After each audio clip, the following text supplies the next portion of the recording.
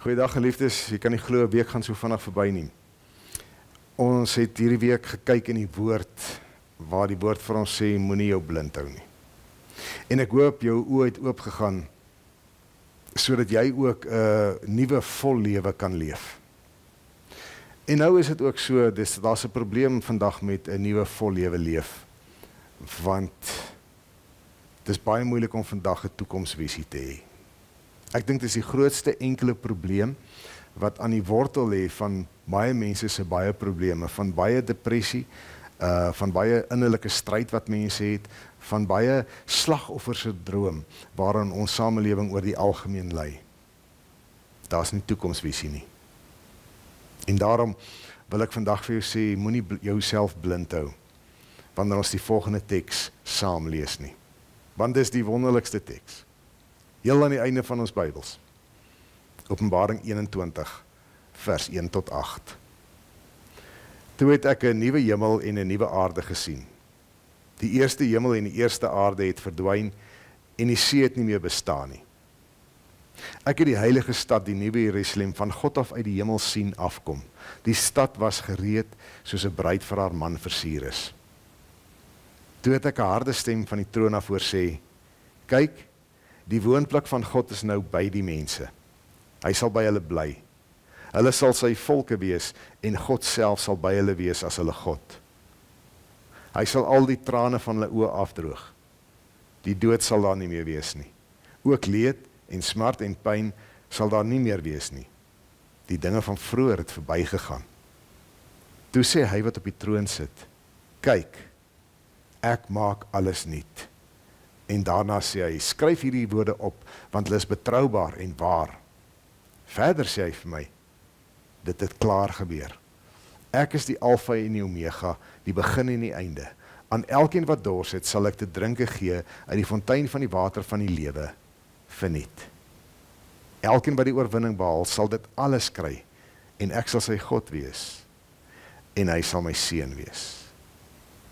Maar die wat bang en ontrou geword het, die losbandig is, die moordenaars en die onsedelikes, die bedrieërs en die afgodsdienaars en al die leenaars, hulle lot is die poel met die vuur wat met swaal brand. Dis die tweede dood. Het jy net gelees en gesien hoe lyk die toekoms? Johannes het hierdie wonderlike voorreg om hierdie eerstehandse visie te sien van wat voor lê, van wat in die toekoms lê.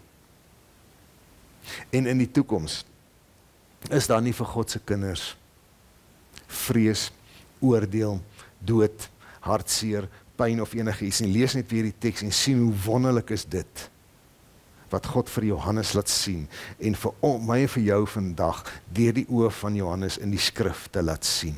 Die woonplek van God is nou by die mense. Kyk, ek maak alles nuut, sê God.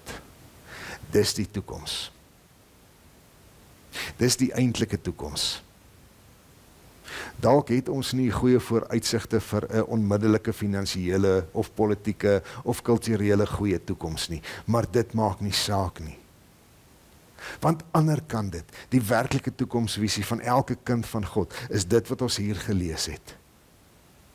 Kan jy sien dat God alles nuut gaan maak? Kan jy sien dat God ook sê, dit het klaar gebeur. Met ander woorde, in die goddelike realm is dit reeds so. Dit sal nog deurbreek na ons werklikheid toe, want hy is die Alfa en die Omega.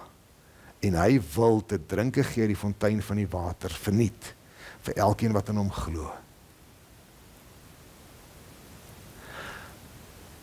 Mag jy uit jou slagoffersindroom uitbreek, omdat jy jou nie blind hou vir die toekoms nie.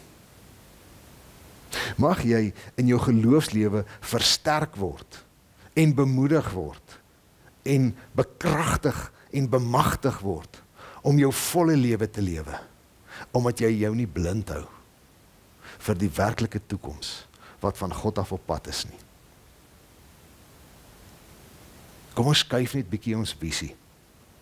Ons maak 'n besluit om ons nie blind te hou nie. En kom ons praat weer, en kom ons vier weer. Die uiteinde soos God dit gaan gee. Dit gaan wonderlik wees.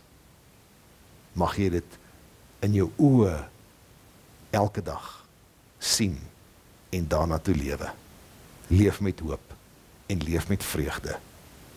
Leef met Christus Jesus. Shalom.